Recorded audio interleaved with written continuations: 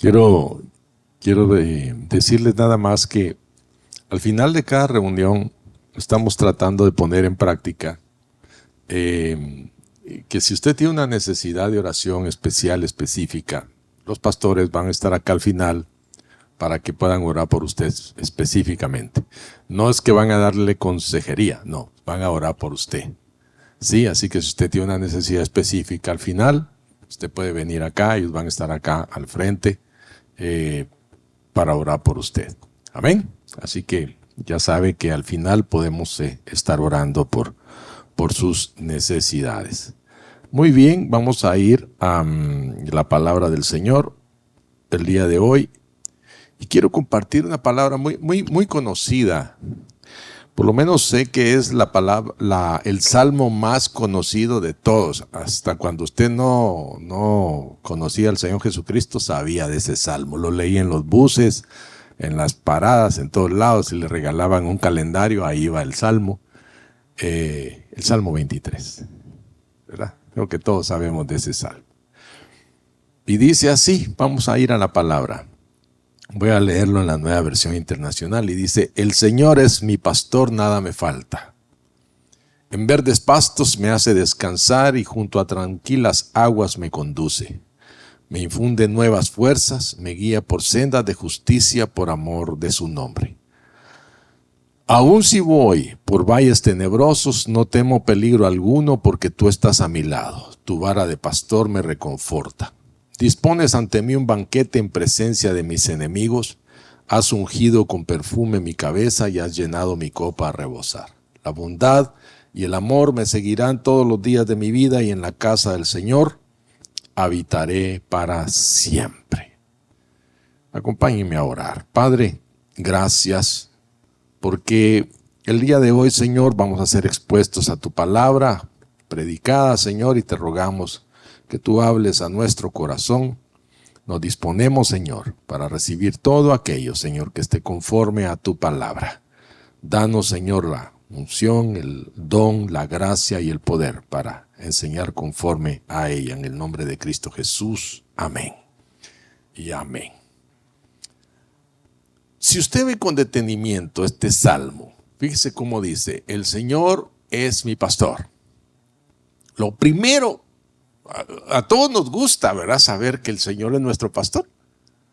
Porque todos tenemos la idea de que el pastor es, ¡ay, tan lindo! Sobre todo si usted tiene un pastor como este, ¿verdad? Dice, ¡ay, tan buena onda el pastor! Pero si usted ve con detenimiento, dice, es el Señor es mi pastor. O sea que lo primero que nosotros debemos determinar para recibir un pastoreo efectivo o para que el pastoreo de nuestro Señor sea efectivo en nuestra vida es reconocer primero su señorío. Que Él sea Señor de nuestra vida y lo que eso implica. Porque a veces decimos, sí, nuestro Señor, Él es el Señor, pero no sabemos lo que es eso. Él es el jefe. El otro día me estacioné en un lugar y vi que el carro enfrente tenía un sticker y decía, Jesús es mi bro. Yo dije, tú no tienes idea de quién es Jesús, ¿verdad? No tienes idea de quién es Jesús. Entonces, llegar al reconocimiento de Jesús como pastor es un proceso. Todos, mis amados, venimos de un mundo en el que hacíamos lo que se nos pegaba la gana, ¿sí? O según nosotros pensábamos que así era, ¿verdad? Pero realmente éramos esclavos del pecado. Y solo sabemos hacer eso. Entonces, cuando llegamos a Cristo, da inicio una nueva vida, la de la nueva criatura, como dice 2 Corintios 5:17, ¿verdad? Aquel que está en Cristo es nueva criatura, dice. Las cosas viejas han pasado y aquí todas son hechas nuevas. Entonces, ¿qué necesitamos? Comenzar a conocer esa nueva vida y a caminar en ella. Y este Salmo 23 es una metáfora y una excelente lección para aprender lo que significa vivir vidas dependientes de Dios. Porque, mis amados, si nosotros hemos venido a Cristo y empezamos a vivir vidas en Cristo, olvídese de vivir una vida independiente. Olvídese de eso. No va a llegar muy lejos. Entonces, empecemos por entender por qué es una lección interesante, por qué es una metáfora fantástica. fantástica, bueno, no fantástica porque no es una fantasía, es una metáfora extraordinaria.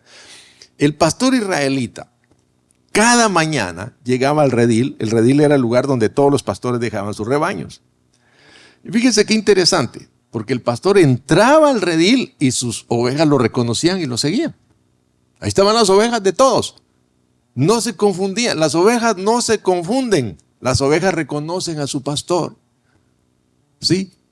Aquel que ha nacido de nuevo reconoce quién es Jesús, sabe quién es Jesús, no le dan gato por liebre. ¿Sí? Por eso es que la Biblia dice que es imposible que los escogidos sean engañados. A usted nadie va a venir a venderle otro Cristo. ¿Por qué? Porque usted es oveja del rebaño de Jesús, del buen pastor. Entonces este pastor entraba, la recogía y la sacaba a los campos caminando delante del rebaño. Si alguna oveja se desviaba de seguir al grupo, fíjense qué interesante. Él iba caminando, pero las iba chequeando. Entonces siempre hay, por eso es que la metáfora es interesantísima, ¿verdad? Todo el rebaño va y de repente siempre hay una que agarra por otro lado. Cualquier parecido con la realidad es coincidencia. Entonces el pastor se volteaba y no salía corriendo detrás de ella. El pastor tenía una vara y a veces uno confunde eso y cree que es un báculo grande. No, él tenía una vara. No era muy grande, parecido a un tolete como el de los policías. Y donde la veía que se alejaba solo.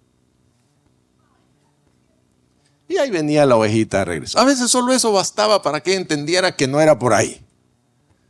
Pero si él veía que esta insistencia, o sea, que este comportamiento era insistente, el día siguiente, otra vez, y no entendía, llegaba donde estaba la ovejita, regresaba y ¡tac! Le quebraba una pata delantera. Cualquier parecido con la realidad es pura coincidencia. Entonces, ¿qué hacía él? La vendaba, le curaba la patita y se le echaba al hombro. Como estaba pequeñita, ¿verdad? Porque normalmente son los recién nacidos en Cristo los que les pasan estas cosas. Ya los viejos ya no, eso no les pasa. Entonces, se la echaba al hombro y ahí la llevaba hasta que sanaba. En ese periodo, la ovejita aprendía varias cosas. Primero, reconocía el olor del pastor. Segundo, entendía que ese pastor la amaba de verdad. Tercero, que pertenecía a ese rebaño y que debía permanecer cerca de él. Y aprendía a reconocerlo solo por su olor. Pero lo más importante que aprendía es que ese pastor era su amo. No era su pastorcito, era su amo. Jesús es nuestro amo. Jesús es nuestro Señor, pero también es nuestro pastor. Amén. Entonces, el Salmo sigue diciendo, en el versículo 2 dice, y en lugares de verdes pastos me hará descansar y junto a aguas de reposo me conduce. Yo quiero que ahí se detenga conmigo en este recorrido turístico. Piense un momento en el ambiente en el que este escritor, este salmista David está describiendo. En lugares de delicados pastos. Si usted ya se imaginó Chiriquí, la montaña de Boquete. ¿Ah? No, estamos hablando del desierto.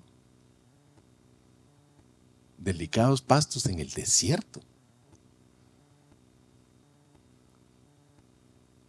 ¿Ya lo pensó? ¿Dónde hay pastos delicados en el desierto? Bueno, déjeme contarle algo. En los lugares donde estos pastores llevaban sus ovejas, el pastor tenía que tener un ojo muy delicado, muy entrenado, para descubrir áreas donde crecía una plantita así chiquitita, casi entre las piedras. Pero él la veía. Era muy delicada, pequeñita. Él sabía que estaba ahí. Entonces él guiaba a su rebaño hacia ese lugar para que pudieran comer. Y ahí se quedaban todo el día hasta que se comían esa parte del. Mañana iba a buscar otro lugar. Por eso es que es tan importante que usted vaya a la palabra de Dios. Porque es Él el que le va a guiar a usted a encontrar la comida en la palabra cada día. Usted no puede decir, es que yo ya leí la Biblia 5 veces. Bueno, yo ya he leído 30 y sigo encontrando cosas nuevas y buenas para mí cada día. Veníamos hablando con mi esposa y el otro día y me decía, ¿te das cuenta cómo la palabra no pierde su ¿cómo se dice?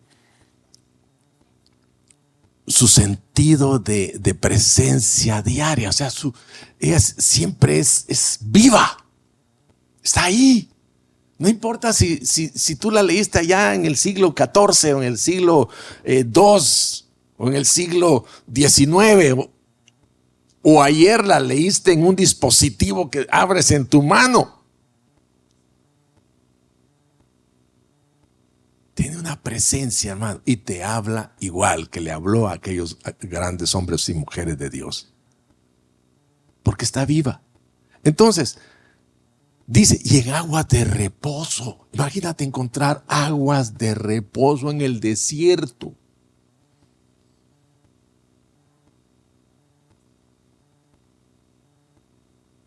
Fíjate que una de las cosas que nos ofrece Jesús, dice, yo soy la puerta. El que por mí entrare, entrará y hallará pastos. Dice la traducción del 77, la revisión del 77, dice que esa palabra hallará pastos se traduce literalmente, entrará y encontrará vida abundante. O sea que tus pastos como oveja del Señor es que si entras por la puerta que se llama Jesús, vas a encontrar vida abundante. Hay gente que piensa que la vida abundante es yo no sé qué. Pero la vida abundante solo la vas a encontrar en Jesucristo. Y hay algo más. Cuando Jesús se encontró con la samaritana, capítulo 4 de Juan, dice que la mujer empezó a tener una conversación con él y le dijo que ella necesitaba sacar agua del pozo porque se mantenía con sed. Y entonces él le dijo que él tenía un agua de la que si ella bebía, no iba a tener sed jamás. Y él le dijo, dame de beber de esa agua. Es el agua de vida. El agua del reposo que da verdadera paz en medio de toda circunstancia. Si tú lees con detenimiento el capítulo 4 de Juan, te das cuenta que esa mujer dejó perdidos los cántaros. O lo que haya llevado, los odres que haya llevado para buscar el agua, las dejó ahí. Se fue a avisarle a la gente que había encontrado al Cristo. Se le olvidó que tenía sed. ¿Por qué? Porque su verdadera sed había sido saciada. Entonces cuando dice que aguas de reposo y delicados pastos, fíjate lo que pasa como efecto de que recibes una buena alimentación de parte de Dios. Si recibes delicados pastos, si te recibes, porque las aguas no son para irse a sentar a ver, vamos a relajarnos aquí y vamos a meditar a la orilla de las aguas de reposo. No, es para beberlas. ¿Qué es lo que va a suceder como efecto de comer y beber? Lo que el pastor te está dando, que vas a tener reposo. Porque eso es lo que Dios te da. Que descanses de tus obras y que reposes en la obra de Cristo. Que reposes y confíes en que lo que Él ha hecho es suficiente para llevarte al cielo. Eso es lo que está hablando. Entonces, dice acá, el que beba del agua que yo le daré no tendrá sed jamás. Y esa es la seguridad que nos da estar en las manos del Todopoderoso. Si nosotros sabemos que estamos en sus manos, estaremos siempre seguros. Aquella samaritana encontró a Jesús junto al pozo y en ese encuentro lo reconoció como Señor. lo reconoció como profeta, lo reconoció como el Cristo prometido de las Escrituras, pero además lo reconoció como su pastor. Porque inmediatamente lo acogió para ella. Y fue y se lo presentó a todos. Les dijo, ¿no será este el Cristo? Él fue el que la condujo a beber de aguas de reposo que saciaron su sed para siempre. Y eso es lo que hace Jesús. Darte aguas que te sacien para siempre. ¿Sabes? Uno de los grandes problemas del mundo es el vacío con el que vive. Siempre está tratando de llenarlo con algo, llenarlo con algo. Si tú todavía estás experimentando un vacío que tratas de llenar, yo te invito a que pruebes con Jesús. A que le des la oportunidad a Jesús para llenar ese vacío que tienes. Porque en el momento en que Jesús entra, el vacío se llena. Decía alguien, el vacío que el ser humano tiene en el corazón es tan grande que solo Dios lo puede llenar. Entonces, si tú le permites a Él, no vas a seguir buscando. Se acabó. La búsqueda se acabó. Y luego dice, restaurará mi alma. Cuando las ovejas han recibido el agua y el alimento necesario, también reciben el descanso y así son renovadas físicamente. Sus fuerzas son restauradas, crecen adecuadamente, se reproducen normalmente y viven apaciblemente. ¿Sabes? Un rebaño que está bien alimentado, un rebaño que no tiene temor, que no tiene miedo, que está con seguridad, tiene una característica: se multiplican, hermano, como que fueran conejos, y son ovejas. Pero tú llegas a un rebaño que está sano y tú lo que ves así en el horizonte, donde las ves todas por ahí comiendo y todo, de repente ves ovejitas unas montadas sobre otras. O sea, los ovejitos sobre las ovejitas. ¿Por qué? Porque están sanos. Al estar sanos se multiplican y viven apaciblemente. No se están peleando entre ellos. Que se pelean entre ellos son las cabras. ¿Sí? Esos son los que andan buscando pelea siempre. Pero las ovejas no. Sobre todo si están alimentadas.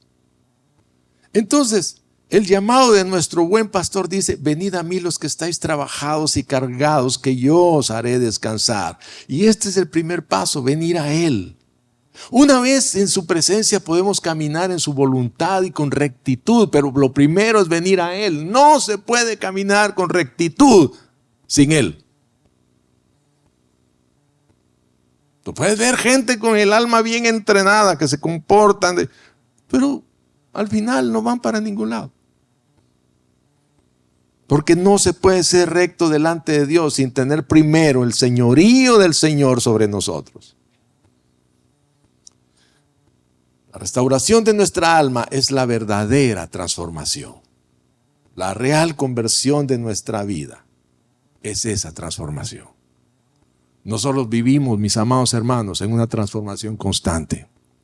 O deberíamos.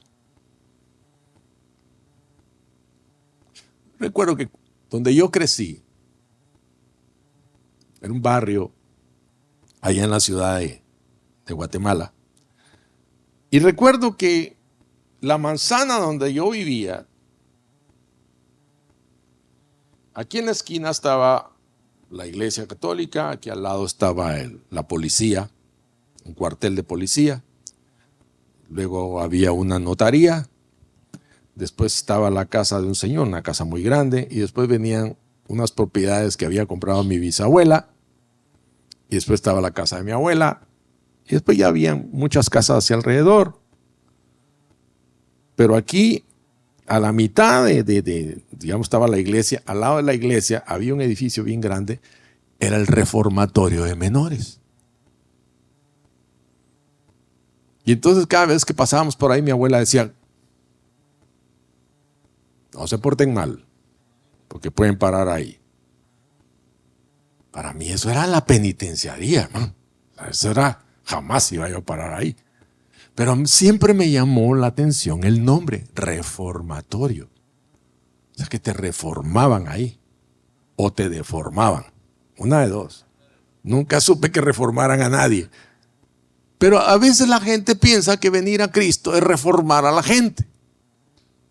Cristo no reforma a nadie, Cristo transforma las vidas. Amén. Cristo te transforma. Cristo te cambia. Cristo hace algo nuevo en tu vida. Amén.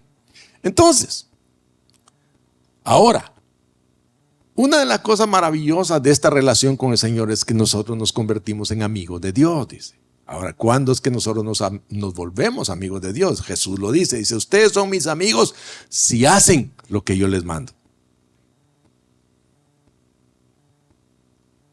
Otro día alguien me preguntó, pastor, ¿pero nosotros guardamos la ley o no guardamos la ley? Sí, guardamos la ley, porque está escrita en nuestros corazones. Entonces el Espíritu Santo nos guía a hacer las cosas que están escritas en la palabra de Dios. Sale de adentro hacia afuera. Luego dice, no temeré mal alguno porque tú estás conmigo. Cuando la oveja aprende quién es su pastor y cuál es su rebaño, entonces reconoce que no hay un lugar más seguro que ese. Sabe que mientras escuche la voz de su pastor, esa oveja puede estar segura. Su sustento está seguro. Su seguridad está segura. Valga la redundancia. Todo aquello que antes era incierto ya no lo es. Y es ahí a donde Dios quiere llevarnos. Que tú no estés pensando en qué te puede pasar, sino que estés seguro de que estando en las manos de Él siempre vas a estar seguro. Vas a entrar al quirófano, vas a estar seguro. Vas a hacer un viaje, vas a estar seguro. Vas a entrar a una pelea legal, vas a estar seguro. Dios siempre va a guardarte. ¿Por qué? Porque dice aquí claramente, no temeré mal alguno porque tú estás conmigo. Juan 10:28 dice, nadie los puede arrebatar de la mano de mi Padre. Nadie te puede arrebatar de la mano de mi Padre. Si alguien puede arrebatar una oveja de la mano de mi Padre, entonces Dios es un inútil. Alguien decía, pero es que las ovejitas saltan. Imagínate que se les salte una oveja a la mano al Señor. Por favor. Estamos en su mano y en la del Padre. Protección absoluta para siempre. No una protección temporal ni condicionada. No es si te portas bien o no te portas bien. La Biblia dice que Él permanece fiel aunque seamos infieles. ¿Te das cuenta? Eres infiel, te van a mandar tu varazo para que regreses. O te van a quebrar la pata. Pero de que regresas, regresas. Así que cuando tú veas a alguien que entra así que, ¿verdad? O así, ya tú sabes, lo regresaron. Y nada de ponerse a juzgar. Diga, hermanito, ya, qué bueno que regresaste, ovejita del Señor. Estamos en su mano y en la del Padre, protección absoluta para siempre. No importa cuál sea la circunstancia, qué tan oscura sea, estaremos seguros. La clave es que no tengas temor, sino la certeza de su presencia en tu vida. Mira, es que nosotros, por eso es que a veces yo me pongo tan nervioso cuando cantamos cosas, porque empezamos a cantar cosas que venga la presencia del Señor. La presencia de Dios está en tu vida. Ven, Espíritu, ven. No vino. ¿Quién? El Espíritu mora en ti. Deja de estar cantando bobadas. Cantemos verdades. Ese es el problema. Entonces, cuando hay certeza, no hay preocupación ni angustia. Es el resultado del proceso de que tienes el entendimiento de que hay buen pastor.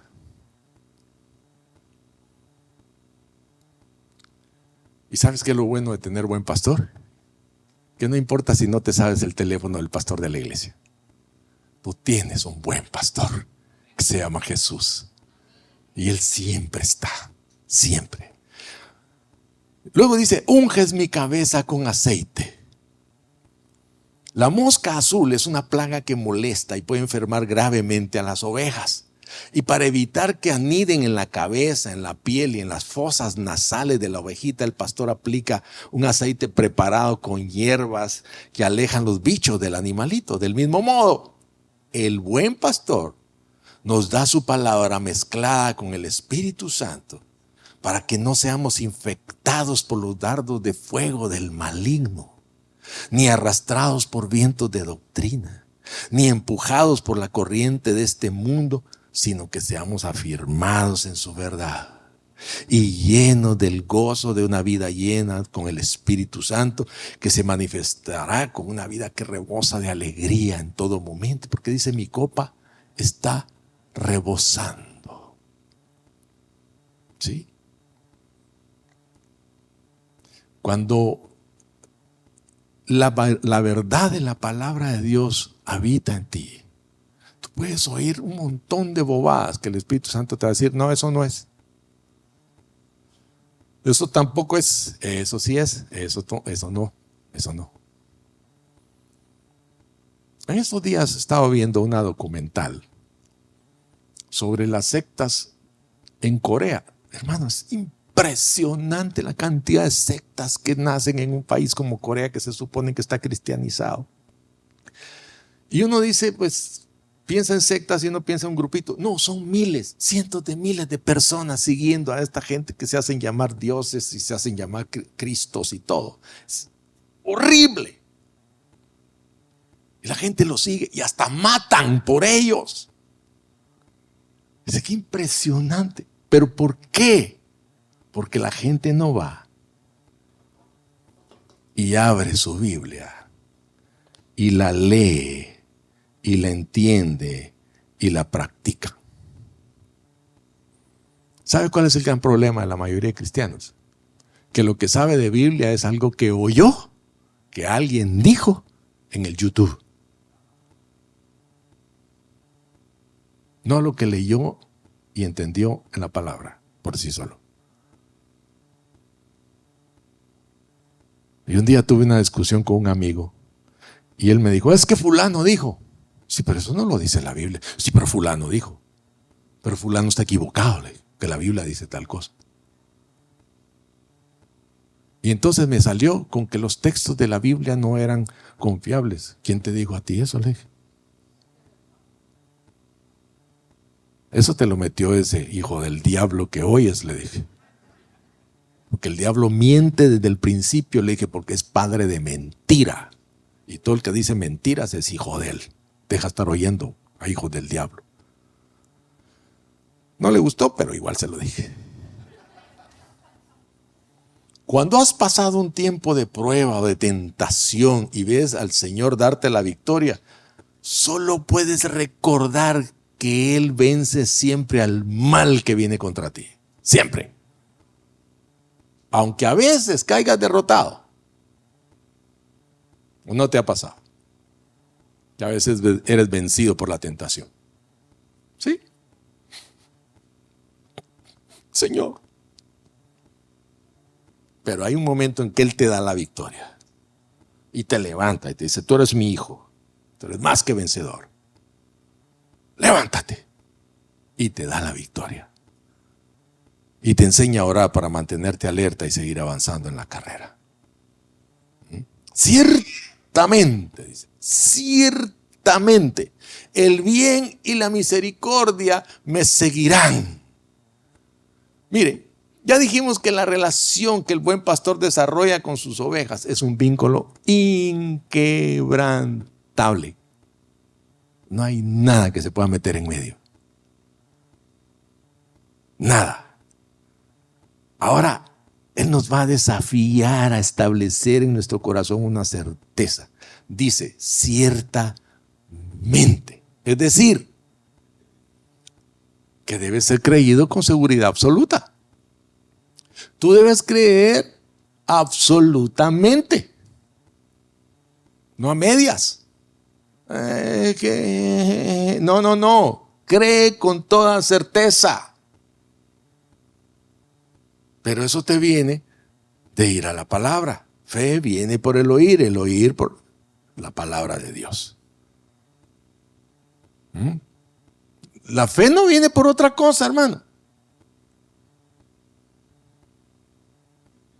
No es que yo voy a ver unos videos de Benny Hinn y de Cash Luna y no sé qué, voy a ver milagros para que me crezca la fe. ¡No! Abre la Biblia para que te crezca la fe. No, lo dije mal. Para que veas que tienes fe y esa fe se te fortalezca. Que fe ya la tienes. Fe ya te la dio Dios. Es más, esa fe que tienes ni siquiera es tuya. Fue una fe que salió del corazón de Dios y Dios te la dio. Porque si tú tuvieras fe tuya, eso no sirve. Lo que sirve es la fe que Dios puso en tu corazón. Porque esa es la que funciona. Amén. Entonces, el amor tierno del buen pastor con su cercana presencia es una verdad indiscutible, hermano. Él te ama. Y Él está ahí siempre. Y esta palabra bien en hebreo, el bien y la misericordia, es el bien. Esa palabra en hebreo significa, al usarla como adjetivo, significa hermoso, placentero. Es decir, que la forma atractiva con que Dios muestra su amor por sus ovejas es atractiva, es hermosa. Hermoso que Dios me ame y me lo muestra de forma atractiva. Porque Dios es perfectamente bueno en su carácter e impecablemente bueno en sus acciones. Dios es bueno y no es un eslogan, es una verdad indiscutible. Así que Él solo puede hacerle bien a su amado rebaño. Pero eso no eres un rebaño del Señor, eres rebaño del Señor. Huele esa oveja bañada. David testifica cómo la misericordia lo sigue, mi amado. Y esto es el amor incondicional del buen pastor para con aquellos que Él ha escogido. Él los ama con su amor soberano que jamás podrá extinguirse. El amor de Dios no se va a extinguir. Él dice, a través del profeta dice: si tu padre y tu madre te dejaren, yo, el Señor, con todo te recogeré. Tus padres podrían olvidarse de ti, pero Él jamás, nunca.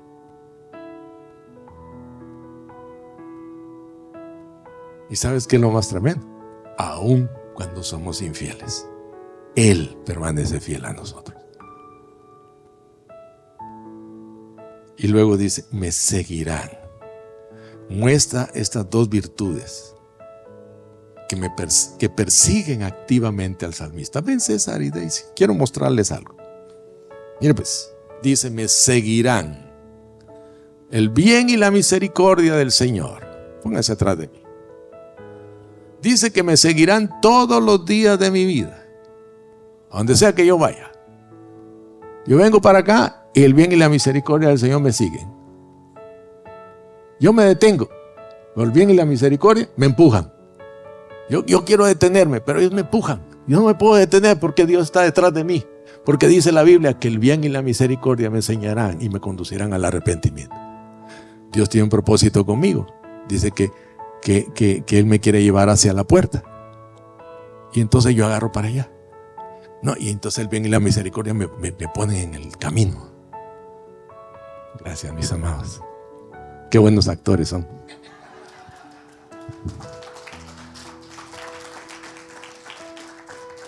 Entonces, el bien y la misericordia son algo, son dos virtudes que funcionan como dos, ¿sabe cómo? Como dos perros ovejeros. ¿Sabe que los pastores tienen perros ovejeros? Entonces estos perros guían al rebaño en la dirección correcta. Si las ovejas se desvían, estos perros los traen de vuelta. Si disminuimos el paso, como hicieron mis hermanos, te empujan. ¿Cómo que lento? ¿Cómo que lento? No, avance. ¿Sí? Ellos nos acercan constantemente al buen pastor. Siempre, siempre. ¿Cuántos alguna vez se han sentido perseguidos por el enemigo? ¿Alguna vez usted siente como que amanece y ahí está en la puerta? ¿Verdad?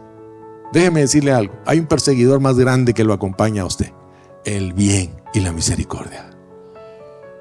¿Alguna vez se ha sentido acosado por el enemigo? Bueno, déjeme decirle algo. Hay quien lo acosa a usted más: el bien y la misericordia del Señor. ¿Sí? Sin importar la prueba, su bondad amorosa siempre, siempre lo va a acompañar. Ahora, ponga atención a esto que dice el salmista. Dice: me seguirán. Me seguirán. Esto enfatiza lo personal que son estas bendiciones para él, que son para usted, que no son para alguien más. Me seguirán a mí, no a alguien más. El punto es que este cuidado divino no se dirige hacia algún grupo por ahí en alguna parte del planeta de ovejas sin nombre. No, al contrario, David sabe que el enfoque de Dios está sobre él como una oveja particular que tiene un nombre. Me seguirán a mí. El bien y la misericordia te seguirán. No importa a dónde te lleve el pasaporte, Luis. A donde sea que vayas, el bien y la misericordia te seguirán.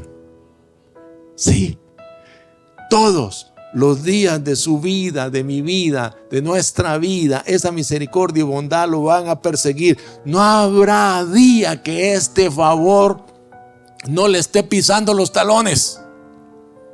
Si usted va caminando y oye que lo están siguiendo, diga: es el bien y la misericordia del Señor que están detrás de mí. No se asuste. Va por un lugar oscuro y oye pasos, acelere, pero la misericordia del Señor está detrás de usted. Nunca habrá un día en que el bien y la misericordia de Dios no estén cerca de nosotros, mis amados. Jamás escaparemos del fiel amor de este buen pastor. Nunca vas a escapar del amor de tu buen pastor. Jesucristo es su nombre. Amén.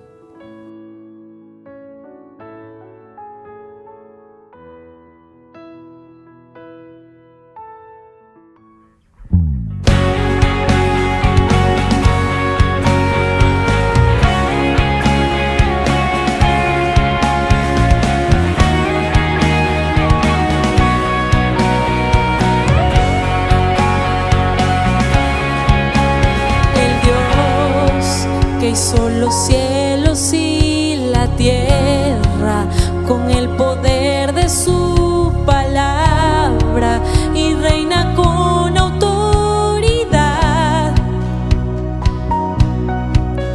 El Dios que aún los vientos le obedecen, una